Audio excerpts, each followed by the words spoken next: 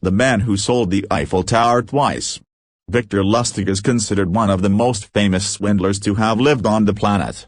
He had 45 pseudonyms and was fluent in 5 languages.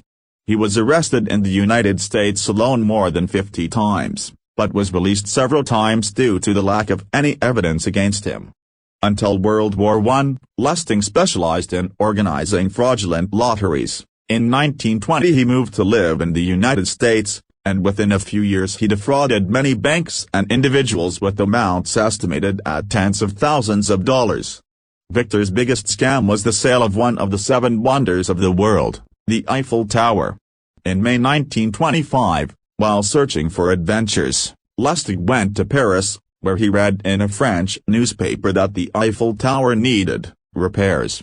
And here he decided to use this to his advantage, as he forged a paper indicating that he was the vice president of Post and Telegraph, and then sent letters to 6 metal dealers.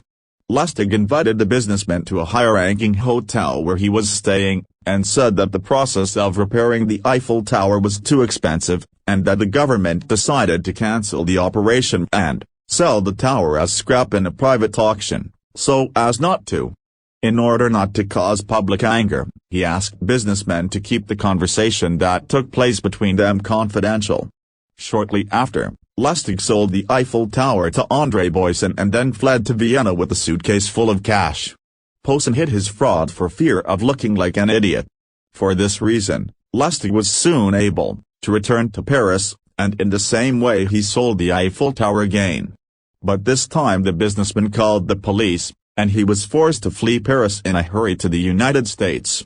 In 1934 Lustig was arrested by federal agents for counterfeiting.